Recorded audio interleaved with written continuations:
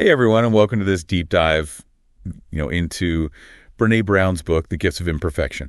Ooh, exciting. Yeah, it's if you're into like self-improvement, personal growth and all that, I think you're going to really like this one. Yeah, I'm excited to dig in. Yeah, so this book, it's not just like, feel-good stuff. Right. It's got a lot of research in it, and stories and practical advice about embracing vulnerability for a more fulfilling life, Yeah, and I think it's really interesting how Brown right away frames wholehearted living, Oh, yeah. She contrasts these words like joy, love, and belonging with their opposites, like scarcity, perfection, numbing. Yeah, that's such a good point. It really makes you think about what you're moving towards and what might be holding you back. Totally. So there's this idea of digging deep, too. Yes. Which stands for deliberate action, finding inspiration, and getting going. I love that. I have to admit, when I first read that, I was like, hey, but what does deliberate action even look like in practice? Yeah, well, one example she gives is about courage. Okay. She doesn't see it as this big heroic thing. Right. But it's more like showing up authentically even when you're afraid. So a deliberate action could be like speaking up in a meeting when you normally wouldn't, or setting a boundary with a friend even though it makes you uncomfortable. Right. It's pushing past that fear in small ways. Yeah, exactly. Little by little. Okay. So taking these deliberate actions leads to the gifts of imperfection. Courage, compassion, and connection. Exactly. How are those all connected? Well, Brown explains that the key is vulnerability. It's that willingness to let yourself be seen, imperfections and all. And I think when we do that, we open ourselves up to really connect with other people. Right. And it also helps us develop compassion both for ourselves and for others. That makes sense. Because when we embrace our own vulnerability, we're less likely to judge other people for theirs. Exactly. It creates this sense of shared humanity. Yeah, like we've all been there. Totally. And there's this one story that I think really brings this to life. It's where Brown totally bombed. She completely messed up a talk. Oh, no. And instead of hiding, being ashamed, she called her sister. Okay. And her sister was just so compassionate. Oh. It was a really beautiful example of how vulnerability can actually strengthen our connections.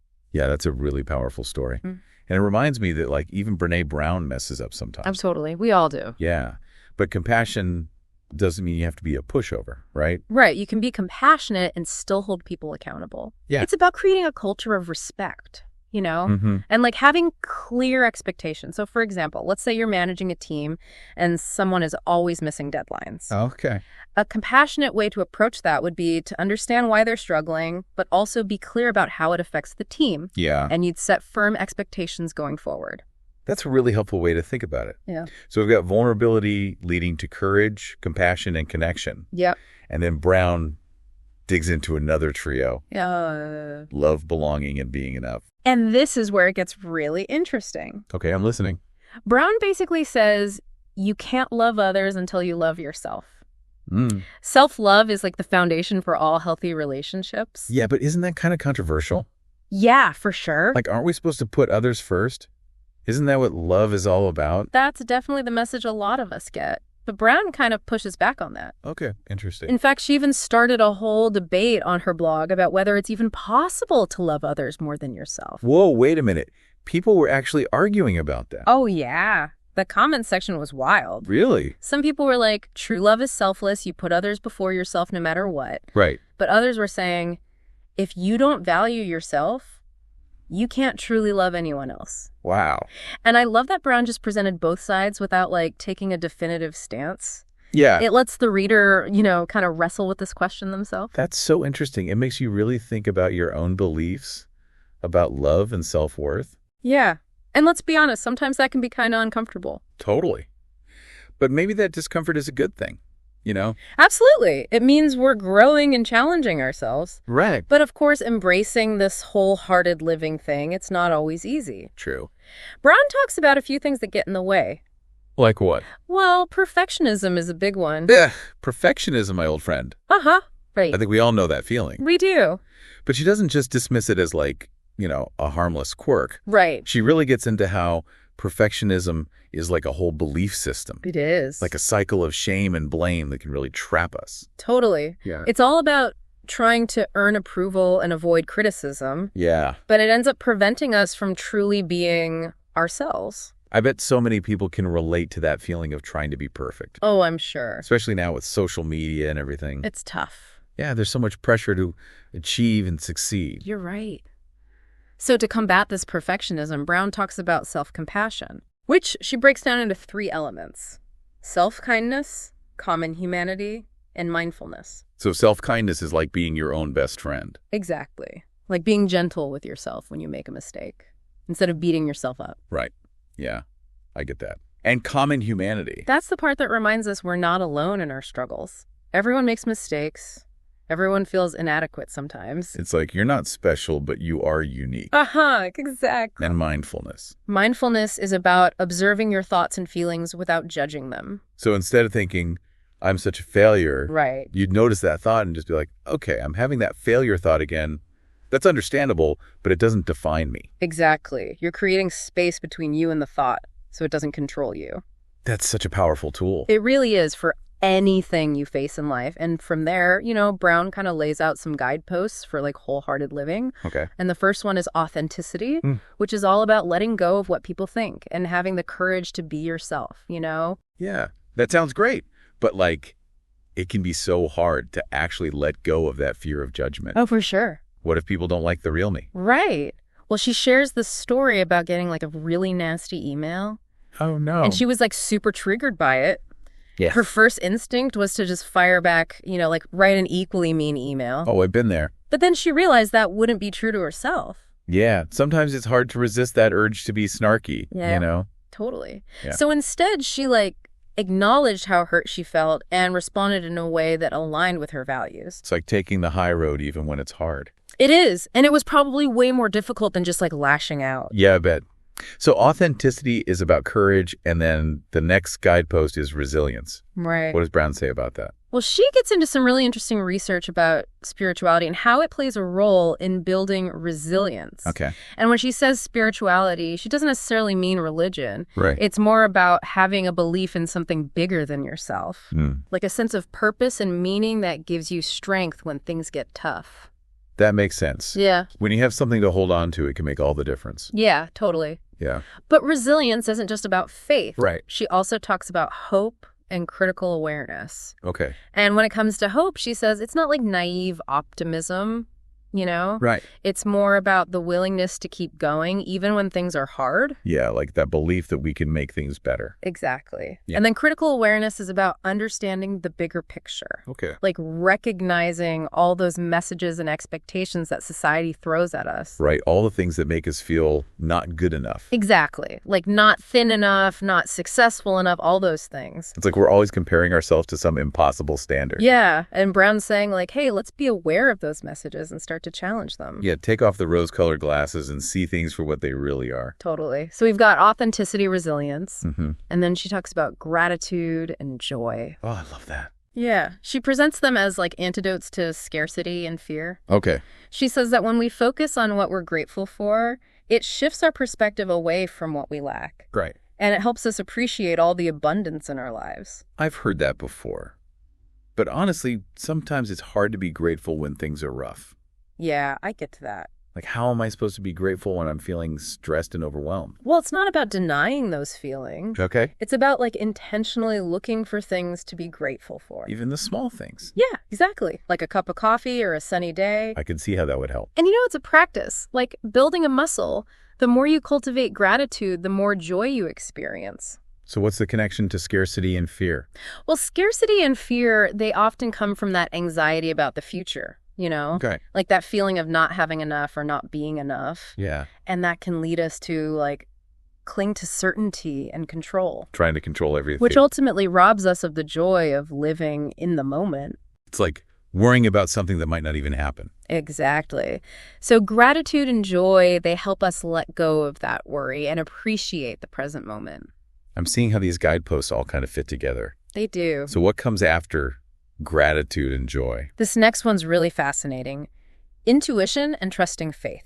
Ooh, that sounds interesting. And here's where Brown kind of challenges the traditional definition of intuition. Oh, really? How so? Well, we usually think of intuition as that gut feeling, right? Yeah, that inner voice telling you what's right. Right. But we often dismiss it as something unreliable or just woo-woo. Oh, But Brown argues that intuition is actually a form of intelligence. It's like a way of knowing that's just as valid as logic or reason. So it's not just about blindly following your gut. No, it's about learning to trust that inner voice and integrate it with your rational mind. Yeah, that makes sense. And she connects this to the idea of faith, Okay. which she defines as like having the courage to believe in what we can't see and the strength to let go of our need for certainty. It's like taking a leap of faith. Exactly. Trusting that even if you don't have all the answers, you'll figure it out along the way. Sometimes that need for certainty can really hold us back. It can. Like we're trying to control everything instead of trusting the process. So intuition is about trusting that inner voice, and then there's creativity. Yes. Brown argues that creativity is essential for making meaning. Right. It allows us to express ourselves, connect with our authentic selves, and bring something beautiful into the world. And it doesn't have to be like some big artistic thing, right? No, not at all. Creativity can show up in everyday life. Absolutely. Like cooking a meal or finding a creative solution to a problem at work. It's about using your imagination. Exactly. And what's really cool is that Brown shares her own journey with creativity. Oh, really? Yeah, and it started with a gourd painting class. Gourd painting. I know, right? It's so funny. I love that. But it shows that you can rediscover your creative spark at any age. Yeah, that's inspiring. But she also emphasizes the importance of letting go of comparison. Oh, yeah. That's a big one. Right? Comparison is the thief of joy, as they say. It's so easy to get caught up in comparing ourselves to others, especially with social media. I know, it's everywhere. It just leads to self-doubt and feeling insecure. And it prevents us from celebrating our own unique gifts. Exactly. So creativity is about embracing that uniqueness and expressing it without fear of judgment. You got it. Okay, so we've talked about authenticity, resilience, gratitude, joy, intuition, creativity. This is a lot. It is. There are a few more. Okay. All right. The next one might surprise you. Play and rest. Play and rest. Yeah, in our culture, we often feel like we have to be constantly productive. Right, like always doing something. Exactly. But Brown argues that play is essential for our well-being. Okay. It's not a luxury, it's a necessity. I love that. It's like giving ourselves permission to be silly and have fun. It is. And it can be hard as adults. It can. Uh-huh. But why is play so important? Well, she draws on the work of Dr. Stuart Brown, who's like a leading researcher on play. Cool. And he explains that play is actually crucial for brain development. Wow. It helps us develop empathy, and it enhances our creativity and problem-solving skills. I would have never guessed that. He even says that the opposite of play isn't work. What is it then? Depression. Wow. That's a powerful statement. It is. It shows how important play is for our well-being. But play is just one part. Right. What about rest? Brown is a big advocate for prioritizing rest, especially in a culture that often glorifies exhaustion. Yeah, it's like a badge of honor to be super busy and sleep deprived. I know. We're constantly told to hustle harder, do more, sleep less. Like, who can push themselves to the limit the most? But the truth is, we need rest to function properly. To be present and engaged in our lives. Exactly. And prioritizing rest isn't selfish. Right. It's essential for our physical, emotional, and mental health. It's about taking care of ourselves. Exactly. Honoring our body's natural need for rejuvenation. We can't pour from an empty cup. Exactly. We need to refill our own well before we can give to others. So play and rest are essential. And then there's meaningful work. Yes. This is where Brown explores the idea of aligning our work with our gifts and talents. Okay. Finding a sense of purpose and fulfillment in what we do. But she acknowledges that not everyone can turn their passion into their profession, right? Right. Not all of us can be artists or musicians or entrepreneurs. Yeah, but she's not saying we should all quit our day jobs and follow our dreams, is she? Not necessarily. It's more about finding ways to bring meaning into our work. Even if it's not our dream job. Exactly. Yeah. Like identifying our strengths and using them in a way that feels purposeful. That makes sense. And sometimes that might mean pursuing passion projects outside of work or finding ways to make our current work more fulfilling. It's all about finding that sweet spot where our skills and interests and values all align. Exactly. But of course, there are always obstacles. Oh, yeah. Like what? Self-doubt is a big one. Mm-hmm. And all those supposed tos that we carry around. Those supposed to's are the worst. I know, right? They're like those voices in our heads telling us what we should be doing. Even if it makes us miserable. Exactly. It's all about societal expectations and those beliefs about what success should look like. But it might not be what we actually want. Right. So Brown encourages us to question those supposed to's. How do we do that? Ask yourself, who says why? What am I really afraid of? Yeah. Get curious about those limiting beliefs. Exactly. And give yourself permission to define success on your own terms. Which can be so freeing. It really is freeing. And speaking of letting go, the last guidepost Brown talks about is cultivating laughter, song, and dance. Okay. And letting go of that need to be cool. That's an interesting one. It might seem kind of random in a book about wholehearted living. Yeah, like what does dancing have to do with vulnerability? Right. But she makes a really good point about the power of self-expression. Okay, I'm listening. Think about it as adults, we often hold back from doing those things. Like singing and dancing. Yeah, because we're afraid of looking silly or being judged. Oh, totally. Like, what if people think I'm not cool? Exactly. And those fears, they're often rooted in shame. Shame. Yeah, like we're afraid of being seen as inadequate or not good enough. So by like embracing laughter, song, and dance, we're actually challenging that shame. Exactly. We're giving ourselves permission to be more authentic and vulnerable. I can see that. And when we do that, it creates a sense of connection, right? Yes. Like we're all in this together. It's like when you're at a concert and everyone's singing along. I love that. There's this energy, this feeling of unity. And you know, Brown's research actually shows that laughter can be a powerful tool for building resilience. Really? Yeah. When we can laugh at ourselves at life, it helps us let go of that shame and connect with others. It's like embracing our imperfections. Totally. And finding joy in the midst of it all. So the takeaway here isn't that we all need to become professional singers or dancers. Right. But it's about finding ways to incorporate those elements of playfulness and joy into our lives. Whether it's singing in the shower or dancing in the kitchen or just laughing more often. Yeah, just not taking ourselves too seriously. Exactly. So as we wrap up this deep dive into the gifts of imperfection, what resonated with you the most? That's a good question. There's so much good stuff in this book. I know, right? But I think what really stuck with me is that wholehearted living isn't about being perfect. It's about embracing the imperfections. Yeah, and allowing ourselves to be seen for who we really are. And that self-compassion is key. Absolutely. We have to be kind to ourselves. We can't pour from an empty cup. So true. So for our listeners out there, we'll leave you with this question. If you could let go of one supposed to that's holding you back, what would it be?